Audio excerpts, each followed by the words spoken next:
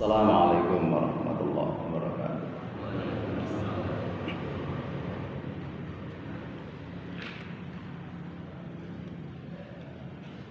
Alhamdulillahilladzi bi ni'matihi tatimmus shalihat. Alhamdulillahilladzi allaqa baina qulubina fa asbahna bi ni'matihi ikhwana. Alhamdulillahilladzi khalaqal mauta wal hayata liyabluwakum ayyukum ahsanu amala. Asyhadu an la ilaha illallah wahdahu la syarika lah wa asyhadu anna Muhammadan abduhu wa rasuluhu la nabiyya ba'dah. Allahumma shalli wa sallim ala nabiyyina Muhammad wa ala alihi wa ashabihi wa man tabi'ahum bi ihsanin ila yaumil qiyamah. Qala Allah ta'ala fi Qur'anil Karim, a'udzu billahi samii'il 'aliim minasy syaithaanir rajiim. Bismillahirrahmanirrahim. Ya ayyuhalladzina aamanu taqullaha haqqa tuqatih wa la tamutunna illa wa antum muslimun. Shadaqallahul 'azim. Amma ba'd. Yang kami hormati para asatidz, hadirin jamaah kaum muslimin hafidhakumullah. Kita buka dengan majlis ini dengan baca basmalah dan doa. Bismillahirrahmanirrahim. Allahumma bika asbahna wa bika amsayna wa bika nahya wa bika namutu wa ilaikan nusyur. Allahumma inna nas'aluka ilman nafi'an wa rizqan thayyiban wa amalan mutaqabbalan. Allahumma inni a'udzubika min ilmin la yanfa' wa min qalbin la yakhsha wa min nafsin la tasba wa min du'ain la yusma'. Walhamdulillahi rabbil alamin.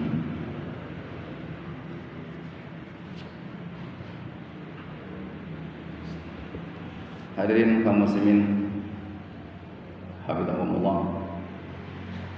Puji syukur kita panjatkan pada Allah Subhanahu wa taala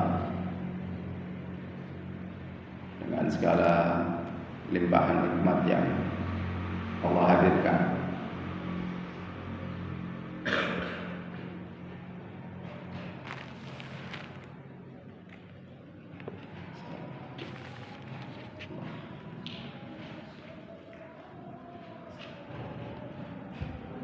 Dan mudah-mudahan kita bagian orang-orang yang senantiasa dibimbing untuk mampu menghadirkan ketundukan hati, rendahnya jiwa kita di hadapan manusia,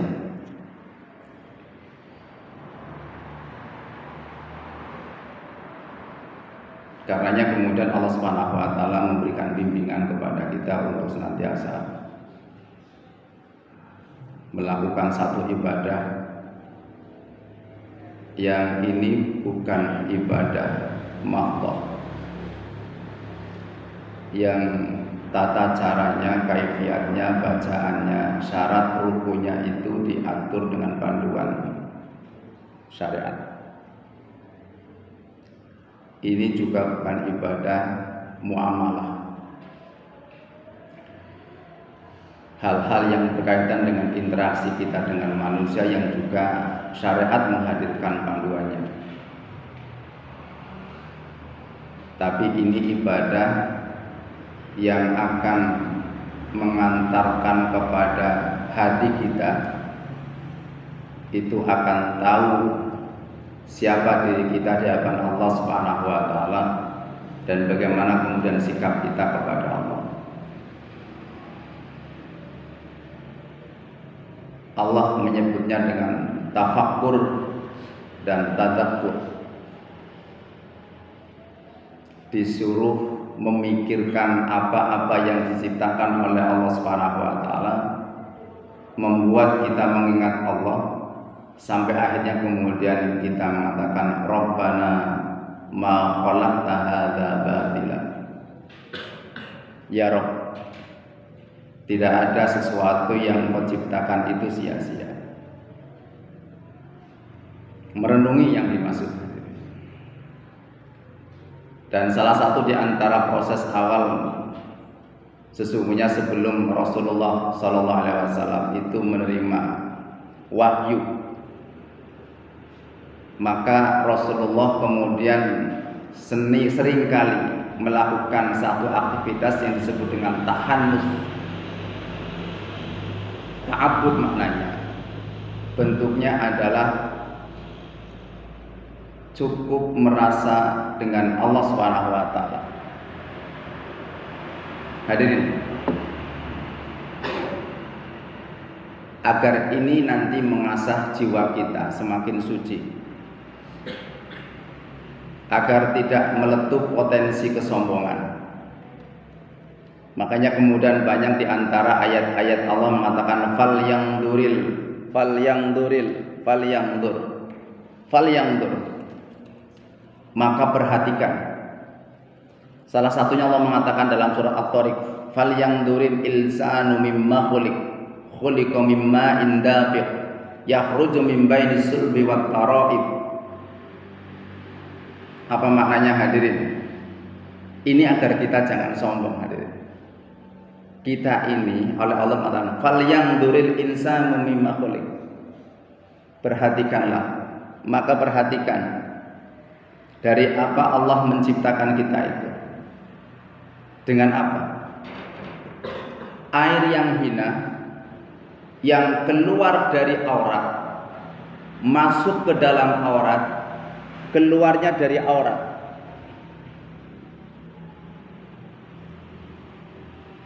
Kita ini berasal dari mana, Pak? Dari air yang hina, yang dengan izin Allah dikeluarkan dari aurat, masuk ke dalam aurat, keluarnya juga dari aurat. Pantaskah kemudian kita sombong?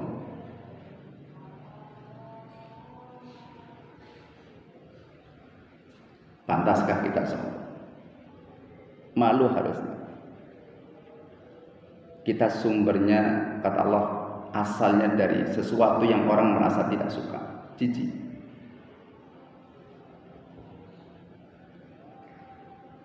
Hadirin kaum muslimin hafizakumullah, itulah salah satu di antara bentuk ibadah yang harusnya muncul dalam jiwa kita untuk merenungi apa saja hadirin, apa saja temanya. Baik ketika kita bertemu dengan keluarga, istri, menatap wajah mereka, saat kita beribadah, saat kita menemukan sesuatu, bahkan saat kita makan dan minum. Allah mengatakan, afara'aitumul ma'a alladzi tashrabun. Urusan minum saja kita disuruh untuk tafakkur. Falyangduril insanu ila ta'ami. Untuk urusan makan saja kita disuruh untuk tafakkur. Mulutnya mengunyah, lidahnya merasa, hatinya kemudian memikirkan sesuatu dengan apa yang sedang kita nikmati. Mudah-mudahan Allah senantiasa membimbing kita. Karena ini ibadah tidak perlu gerakan, ibadah ini tidak terbatas waktunya, mudah, hanya dengan hati. Tetapi nanti muncul sikap, Rabbana ma khalaqta hadza batila, subhanaka faqina adzabannar.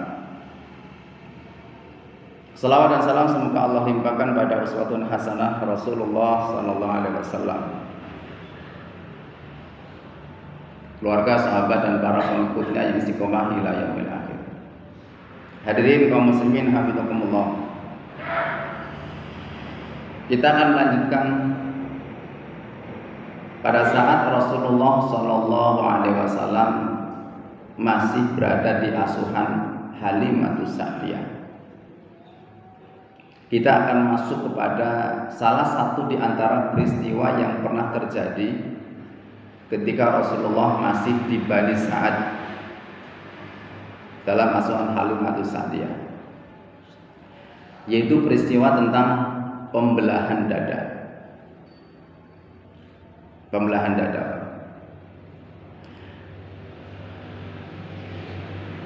Ada di antara dua riwayat yang saya hanya membacanya. Pertama riwayat Muslim, yang kedua riwayat Al-Hakim dan disepakati oleh Imam Al-Dhahabi. Tapi sebagai salah satu di antara bukti, hadirin, ini agar nanti kita mampu mendalami makna dari peristiwa pembelahan dada itu. Penuturannya disampaikan oleh sahabat Anas bin Malik radhiyallahu anhu, khadimah Rasulullah SAW, pembantunya beliau. Anas mengatakan, qala Anas, wa qad kuntu ar'i asara dzalikal mihyatu fi sadri. Kata sahabat Anas, sungguh aku pernah diperlihatkan asara dzalikal mihyat, bekas jahitan di dada Rasulullah SAW. Jadi ada saksinya, Pak. Kalau kita kan nggak hanya melihat saja, dan ternyata yang melihat siapa? Sahabat Anas. Pernah diperlihatkan bekas jahitan. Hadirin kaum muslimin hafizakumullah. Dari hadis Muslim itu menceritakan bahwa saya gabungkan dengan riwayat Imam Hakim, adalah ketika Rasulullah bersama dengan saudara susuannya, anak dari Halimatus Sa'diyah. Sejarah menyebut namanya Saima. Saima ini laki-laki, itu mengembala domba. Ya. Kalau di riwayat Muslim mengatakan main, kalau di Al-Hakim mengatakan mengembala domba.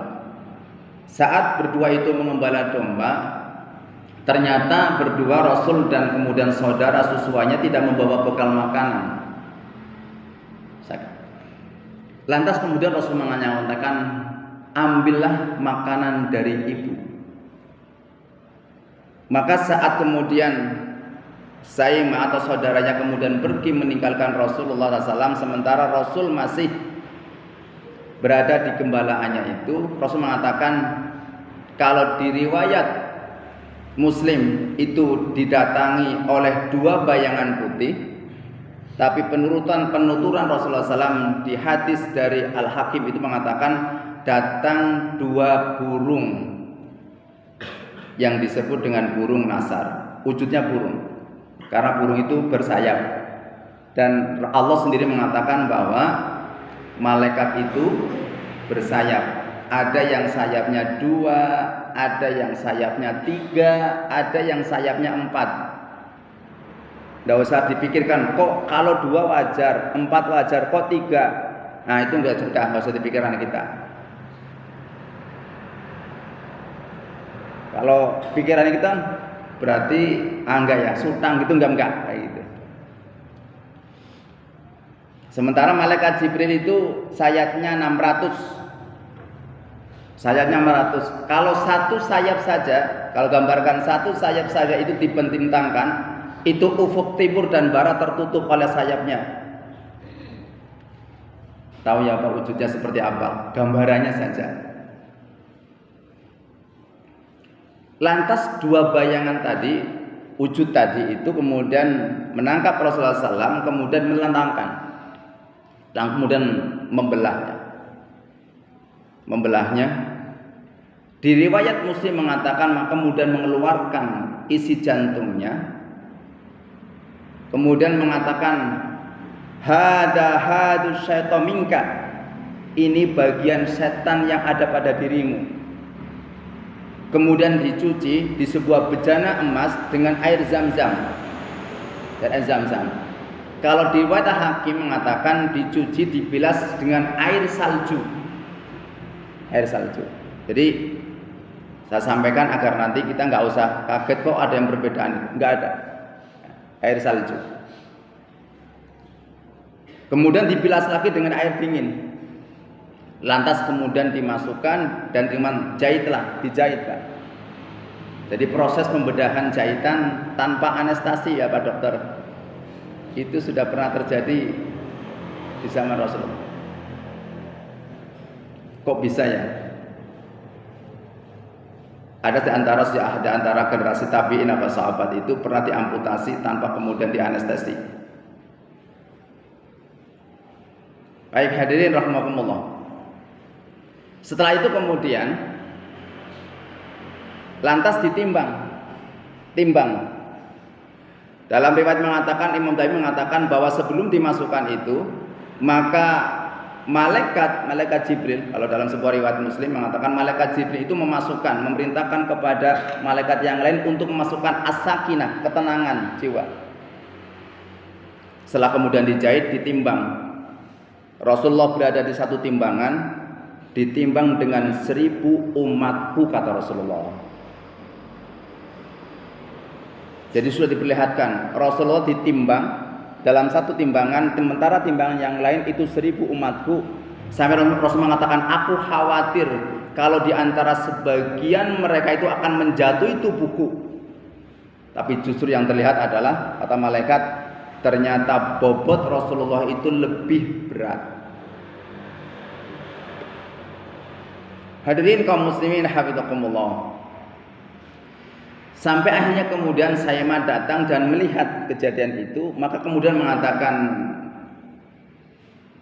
Inna Muhammadan qad qutila.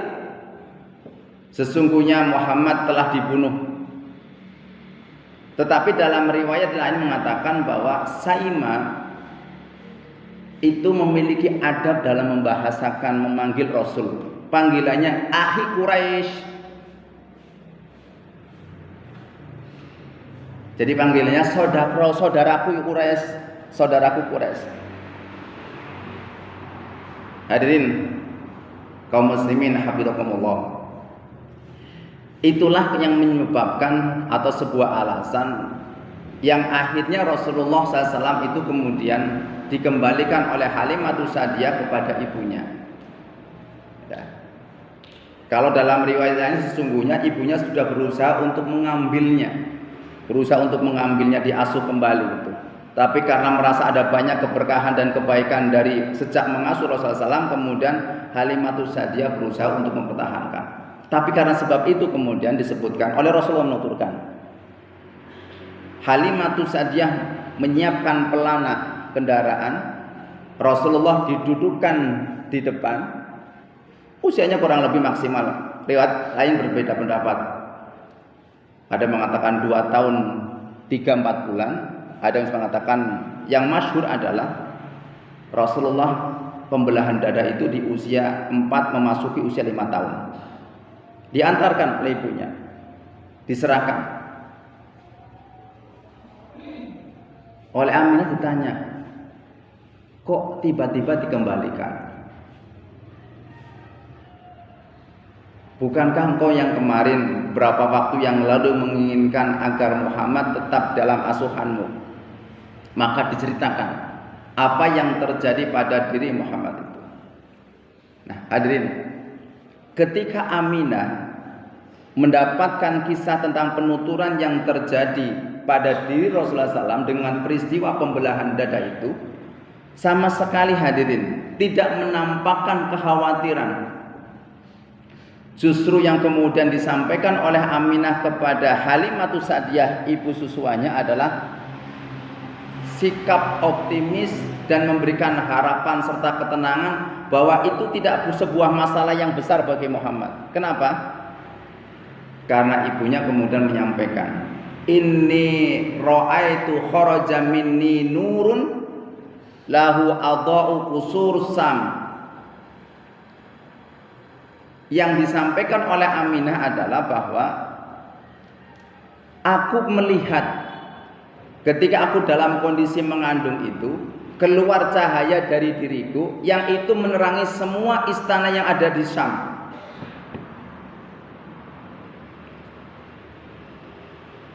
Ini motivasi yang sudah dimiliki oleh Aminah, ibu Rasulullah SAW itu terhadap bayinya. Jadi tidak akan ada masalah apa-apa. Baik hadirin rahimakumullah.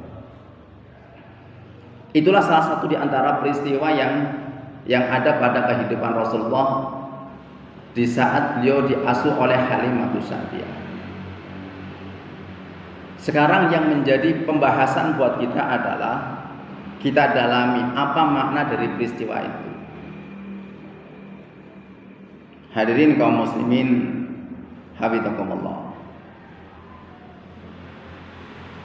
Disampaikan oleh para ahli sejarah bahwa semua peristiwa apapun yang terjadi pada kehidupan Rasulullah sebelum beliau diangkat menjadi seorang nabi, maka itu disebut dengan irhasah. Kalau mukjizat itu tanda kenabian. Tapi kalau irhas, pakainya sadar, irhasah itu artinya tanda calon kenabian. Jadi peristiwa yang terjadi pada diri Rasulullah itu tidak lazim. Iya, tidak lazim bagi manusia, bagi akal manusia yang terbatas. Tetapi karena beliau adalah calon nabi, maka Allah menyiapkan dengan segala sesuatunya. Apa yang kemudian kita dapatkan? Pembersihan jiwa. Hadirin, fisiknya Rasulullah dibelah. Buktinya Anas lihat jahitannya. Tetapi maknanya apakah betul-betul pembelahan dada yang kemudian dibersihkan hatinya? Iya, itu yang terjadi betul Pak. Tetapi jangan dimaknai bahwa yang dicuci oleh, yang dibersihkan oleh malaikat Jibril dan malaikat satunya itu adalah sebagaimana gambaran kita mengambil bagian organ tubuh kita. Contoh gini hadirin, panglima dalam tubuh kita itu namanya apa? Apa Pak Dokter? Panglima dalam tubuh kita apa? Yang membuat orang sehat itu apa? Jantung. Jantung. Ya kan Pak? Jantung. Rasul mengatakan, Inna fil jasadi mudghah. Sesungguhnya dalam tubuh manusia itu ada segumpal darah. Segumpal darah. Kalau fisik disebut hati, kalau bahasa kita hati. Tapi fisiknya itu jantung Pak. Karena jantunglah yang memompa aliran darah. Pertanyaannya gini, apakah kalau ada orang jahat Pak, lantas ketika dia ingin membelah dadanya, bagian jantung atau organ tubuh kelenjar yang jahat lantas diambil, dia jadi baik? Jadi baik apa enggak Pak? Enggak. Jadi hadirin rahimakumullah, peristiwa pembelahan dada dan pensucian itu bukan mencuci sebagaimana gambaran kita. Itu betul yang terjadi. Tetapi kalau kemudian yang dimaksud membersihkan itu, maka teknologi sekarang itu juga bisa melakukan Pak. Bukankah ada orang yang kemudian jantungnya di luar organ tubuh? Ada dokter sekarang? Bisa kan? Jantung di luar organ tubuh ada. Teknologi sekarang Pak. Bahkan jantung dimasukkan apa? Namanya pin ya Pak. pen gitu ya. Itu bisa. Besi Pak, dalam tubuh kita orang maaf kakinya mungkin patah dimasukkan besi. Hadirin kaum muslimin hafizakumullah. Tetapi sesungguhnya bahwa yang dimaksud dengan pembelahan dada di sini adalah Rasulullah SAW sedang disiapkan hatinya sejak masih belia agar tidak memiliki potensi-potensi buruk. Makanya kemudian malaikat mengatakan hada hadus syaitana minka. Ini bagian setan yang ada pada dirimu, diambil. Kemudian oleh malaikat Jibril justru dimasukkan dengan asikana, dengan menebarkan ke seluruh dadanya. Lapang jiwanya. Lapang jiwanya. Hadirin kaum muslimin hafizakumullah. Nah, sekarang kemudian apa kaitannya dengan kita? Untuk menjaga hati.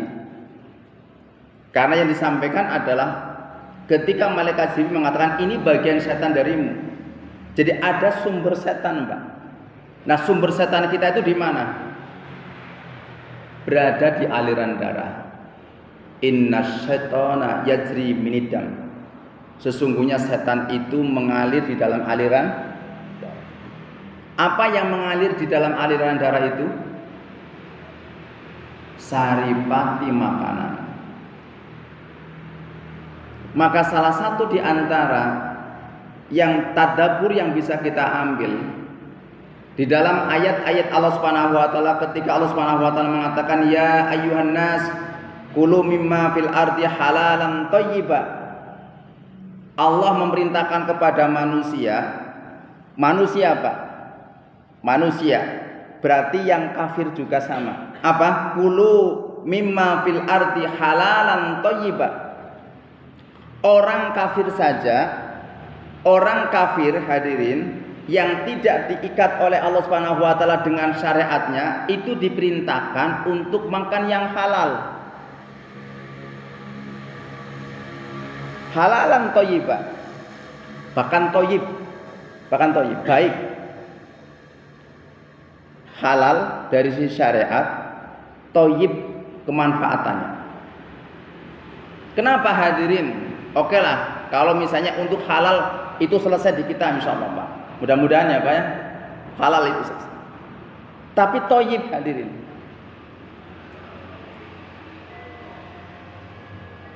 Kenapa? Karena Rasul mengatakan gini hadirin.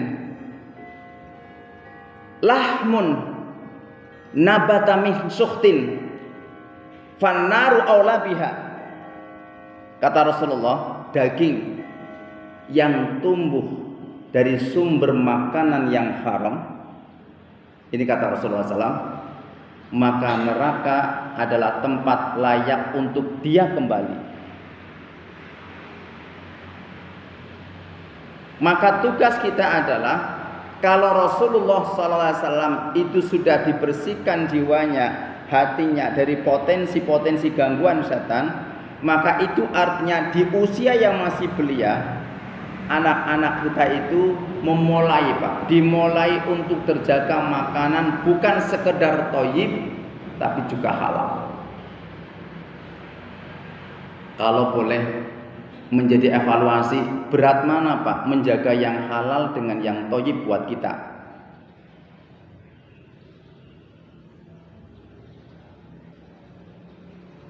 Dijawab Pak. Buat berat mana Pak? Untuk kalau ada dua pilihan, kita milih yang tentu yang halal. Berat mana untuk melakukannya? Yang halal atau yang thayyib? Kayaknya kita harus menjawab yang thayyib yang berat. Karena halal sudah ya Pak. Orang kafir saja disuruh halal, apalagi orang beriman. Yang diminta oleh Allah dan persoalan buat kita itu thayyib. Thayyib. Makanya kemudian kembali hadirin, Allah Subhanahu wa taala kemudian mengingatkan kepada para mukmin agar mereka senantiasa berbakti kepada orang tuanya termasuk kepada ibunya, karena mereka telah mendapatkan suplai makanan terbaik yaitu air susu ibu saat mereka disusui. selama 2 tahun. Selama 2 tahun hadirin. Hadirin kaum muslimin hafizakumullah. Rasulullah SAW mengatakan ini hadirin. Ini urusannya harta Pak. Urusannya apapun lah. Yang masuk ke dalam mulut kita, keluarga kita. Dalam hadis yang diriwayatkan oleh Nu'man bin Bishir radhiyallahu anhu. Ini sahabat yang mungkin Bapak Ibu pernah mendengar kisahnya saat kemudian berjaga dengan Salman Al-Farisi setelah kepulangan perang itu lagi sholat kemudian dipanah. Dipanah Pak, darah mengucur tetap sholat. 2 kali mengucur tetap sholat, 3 kali mengucur sholat. Sebenarnya Nu'man tidak akan membatalkan, tapi khawatir dengan keselamatan Rasulullah SAW, maka dia membatalkan. Ini Nu'man bin Bishir. Dan Nu'man bin Bishir adalah sahabat yang ketika kecilnya pernah dijewer sama Rasulullah SAW.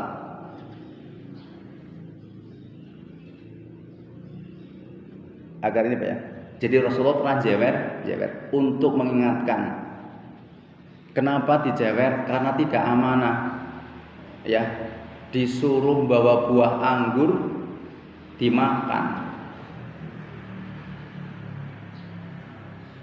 Tapi kecilnya kayak gitu, besarnya jadi periwayat hadis Pak. Kenapa dijewer hadirin? Kenapa dijewer ini? Tadaburnya apa ini kira-kira? Filosofinya apa? Filosofinya apa itu? Ini bukan pelampiasan Pak, kemarahan, apalagi dipuntir-puntir, bukan. Walid, kenapa harus jawab? Karena kita semuanya jadi pemimpin. Dan kunci pemimpin asalkan punya telinga, dia bisa memimpin. Kita ini jadi hamba Allah itu yang penting punya telinga Pak. Karena telinga itu bisa mendengar apa yang diperintahkan oleh Allah dan yang dilarang oleh Allah. Kamu pemimpin, dengar perintahnya, dengar larangannya, dengar aduannya, dengar keluhan masyarakat, dengarkan anggota bawahannya. Gitu ya Pak. Nu'man mengatakan al halalu bayyin wa haramun bayyin wa bainahuma umuru fi mustabihat. Kata Rasulullah mengatakan yang halal itu jelas, yang haram itu juga. Di antara perkara itu ada perkara subhat. Panjang hadirin. Tapi kemudian di akhir kalimat itu Rasul mengatakan sesungguhnya di dalam hati segumpal itu ada, dalam tubuh kita itu al-qalbu, hati. Kalau bisa kita tadaburi hadirin, jangankan harta yang haram, jangankan harta yang subhat, bahkan harta yang halal pun bisa membuat hati lalai dan lupa kepada Allah.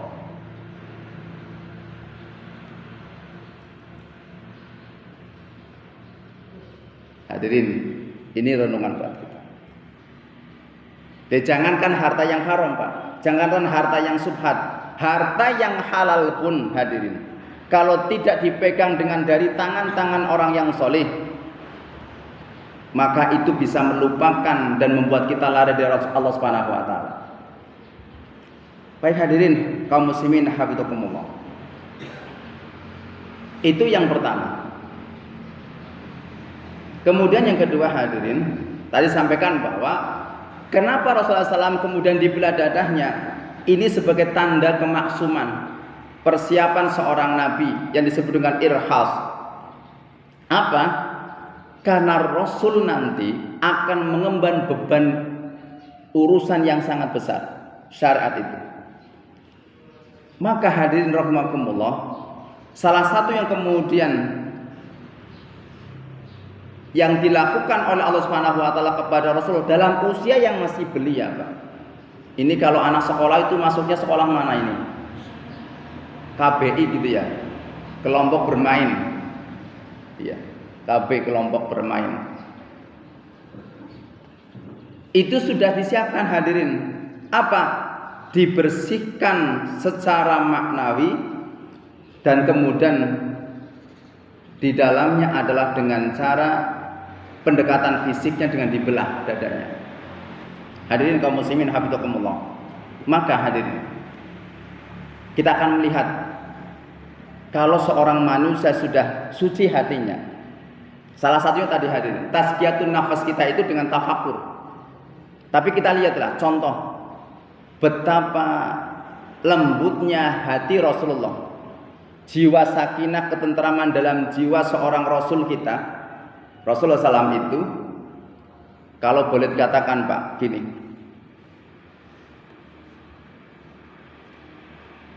kalau panjenengan punya hubungan muamalah dengan orang, lantas orang itu marah sama kita, Pak. Kebetulan orang itu punya piutang sama kita. Maaf, kita punya hutang, berarti orang itu punya hutang tidak? Dia punya piutang di kita. Atau ada sesuatu barang itu. Kira-kira kita mau membalikan dulu apa enggak?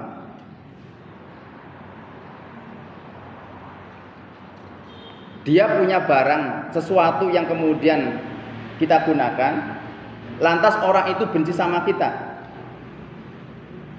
Kira-kira berani nggak Pak mengembalikan? Hadirin kaum muslimin hafizakumullah. Itu potret nanti bisa dilihat hadirin dalam sejarah berikutnya. Ketika Rasulullah SAW itu mau hijrah, menempatkan sahabat Ali tidur di tempat pembaringannya, garansinya nyawa Pak. Maaf, mempertaruhkan nyawa, tapi garansinya adalah karena membela Rasul pasti akan Allah hadirkan pertolongan yang sangat dekat. Apa tugasnya itu? Bukan sekedar tidur. Bukan sekedar tidur hadirin, menggantikan, bukan tipu muslihat saja, bukan. Tapi tujuan utamanya adalah kemudiannya adalah Rasulullah menitipkan semua barang milik orang-orang kafir Quraisy dan baru diselesaikan oleh sahabat Ali selama 3 hari. Ada Pak orang kayak gitu? Beliau diusir oleh kaumnya, punya barang titipan, masih mikir milik orang lain. Kalau kita gawasisan gitu, karena hatinya diusir Pak oleh kaumnya Pak.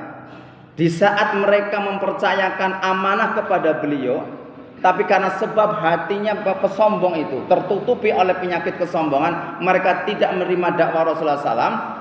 Justru Rasulullah dengan jiwa ketenangan hatinya meminta kepada Ali untuk mengembalikan barang-barang yang dititipkan oleh orang-orang kafir Quraisy yang mereka adalah bagian yang mengusir Rasulullah SAW, dan diselesaikan selama 3 hari. Kayaknya kita nggak mikir ke situ ya Pak. Jangan, bahkan seringkali kita tidak pernah mengingat jasa baiknya seseorang gara-gara sebuah masalah. Kita sering lupa. Rasul mengajarkan sifat al-wafa. Ada al-wafa. Kalau bahasanya apa ya? Mengingat dan membalas kebaikan orang yang telah berbuat baik kepada dirinya. Itu salah satu di antara. Membalasnya Pak, dengan balasan yang lebih baik. Contoh hadirin, ini balasan penghormatan Rasulullah SAW. Di peristiwa, saya loncat aja, misalnya ini, contoh Rasul setelah menikah dengan Bunda Khadijah di usia 25 tahun, beliau usianya 20 tahun. Kita nggak akan membicarakan tentang usia Bunda Khadijah. Rasulullah sudah jadi orang kaya Pak, kaya. Selama kemudian hidup di usia kurang lebih 37 tahun lah. Karena di usia 35 tahun nanti akan terjadi peristiwa renovasi Ka'bah. Itu sejarah mencatat kurang lebih di usia 70 tahun datang ke rumah pamannya Al-Abbas, sepakat membantu untuk mengasuh anaknya pamannya Abu Thalib. Dari mana perasaan itu? Al-wafa. Rasul merasa dulu ketika kecilnya diasuh oleh pamannya, maka ketika menjadi orang yang kaya, al-wafa. Beliau ambil Ali bin Abi Thalib diasuh oleh Rasulullah, pamannya Al-Abbas mengambil Ja'far bin Abi Thalib diasuh. Orang tidak boleh, Pak. Rasul mengajarkan jangan pernah lupa dengan kebaikan orang lain sekecil apapun, meskipun sudah berada di puncak kehebatan. Mohon maaf. Kira-kira ada enggak? Ada enggak? Misal ada seorang pejabat lah, eselon berapapun lah misal itu. Dia ketemu Pak dengan orang pembantunya di jalan. Dia naik mobil, dia tahu Pak, dia tahu. Kira-kira mau berhenti apa enggak? Itu dulu mantan pembantunya. 10 tahun dia mengadip di rumahnya. Begitu tahu lewat jalan, kira-kira mau berhenti apa enggak Pak?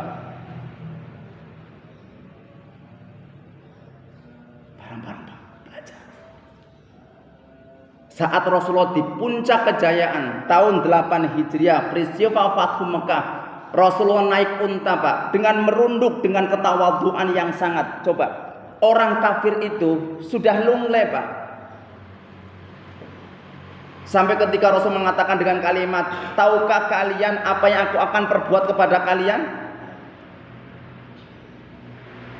Mereka dengan memelas, wahai Muhammad, engkau anak keluarga kami, engkau anak dari paman kami, engkau anak dari saudara kami. Berharap kasih sayang hadirin. Rasulullah datang dengan ketuduhan, tawadhu Pak, sampai digambarkan jenggotnya itu menempel hampir di punuknya unta itu. Coba, orang yang memusuhi itu sudah bertekuk lutut, beliau masih tawadhu. Saat berjalan itu untanya dikentikan Pak sama perempuan, kif anta. Kok nggak ada pengawal ya Pak? Kok nggak ada pengawal ya?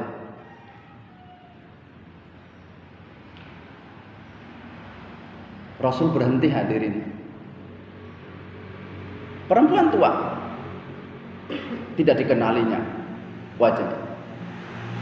Kemudian Rasul bertanya, wahai ibu, kenapa engkau hentikan perjalananku? Maka sang ibu mengatakan, anta Muhammad al-Qurshi, anta Muhammad al-Quraisy, apakah engkau Muhammad Quraisy? Iya, aku Muhammad al-Quraisy. Aku Halimah, orang yang pernah menyusuimu. Kira-kira gimana? Rasulullah langsung Pak turun dari untanya, dipeluk ibunya itu, bahkan sampai kemudian melepaskan sorbannya, menggelarkan di atas pasir itu, disuruh untuk duduk. Pengorbanan 2 tahun tidak melupakan pada jiwa Rasulullah untuk membalas jasanya.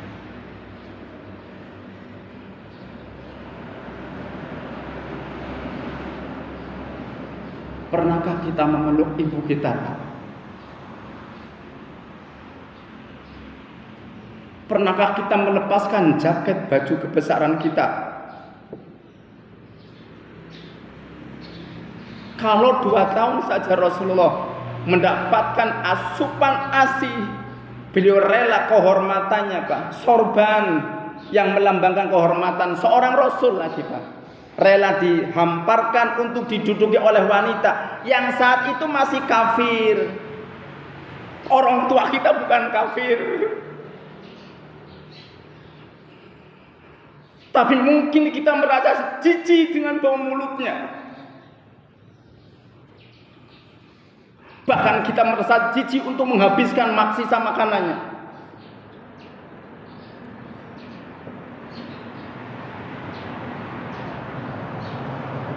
Hadirin, selagi ada Pak, peluk, dekap mereka. Kalaupun sudah tidak ada, iringi dengan doa, Pak. Mudah-mudahan itu cara kita berbakti. Wallahi, Pak, orang tua kita itu merintih, menunggu, Pak, dan terus mengatakan, malaikat tiba-tiba menghentikan siksaan kepada orang tua itu. Sebabkan apa? Karena itu sebab istighfar yang sedang dibaca oleh anak-anak. Berapa kali, Pak, kita memintakan ampun kepada orang tua kita?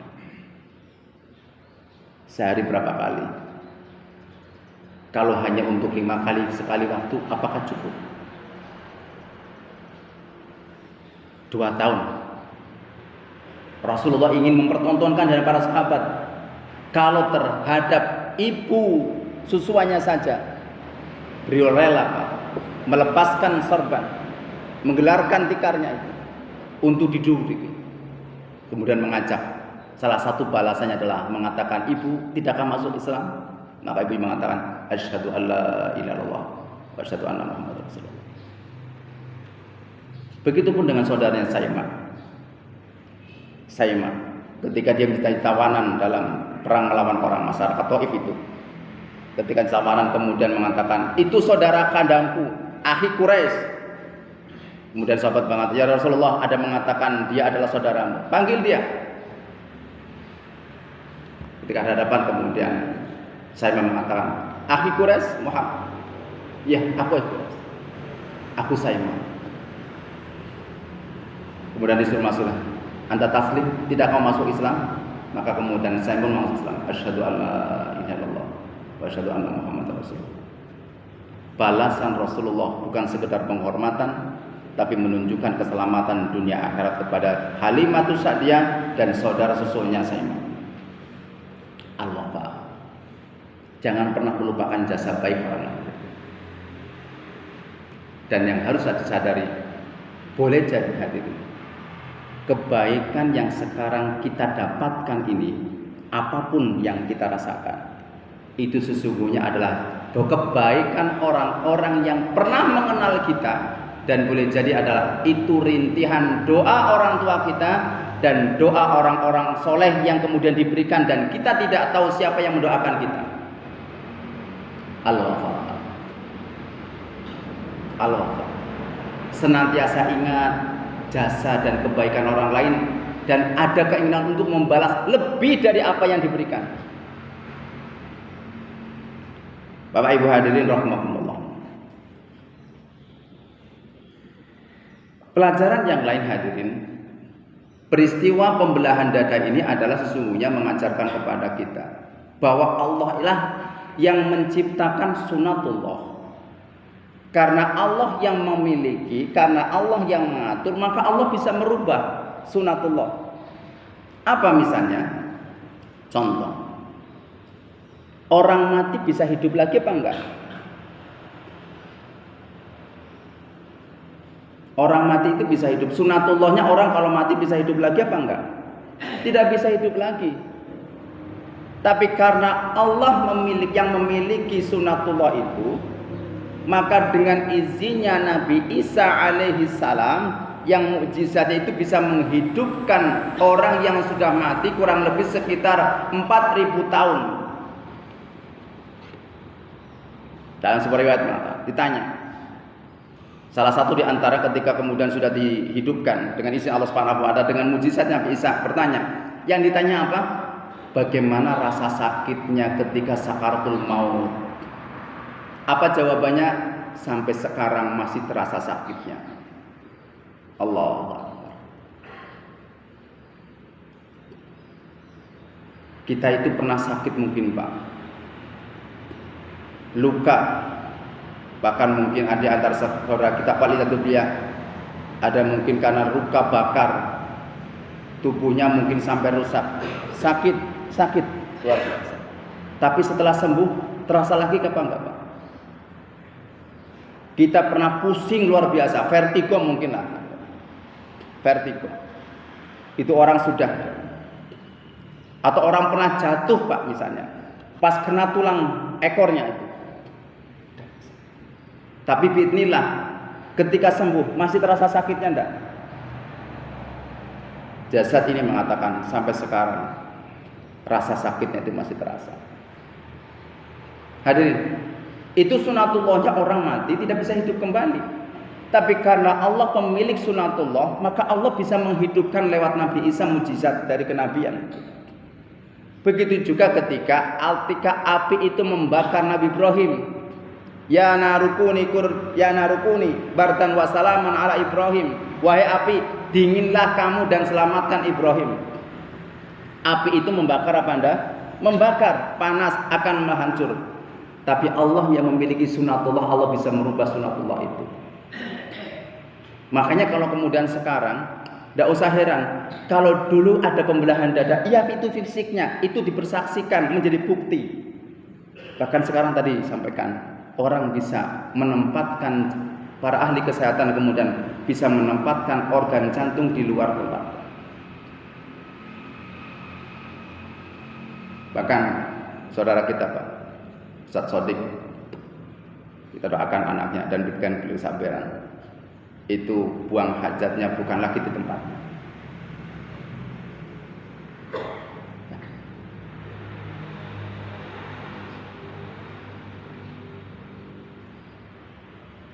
Saya sampaikan agar Bapak Ibu tahu, beliau itu tidak bisa bekerja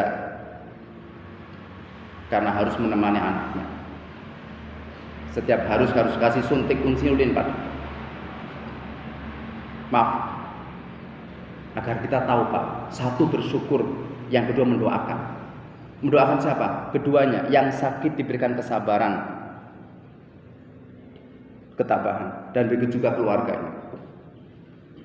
Agar kita bersyukur, masih banyak orang yang mengalami kesusahan lebih dari apa yang kita rasakan.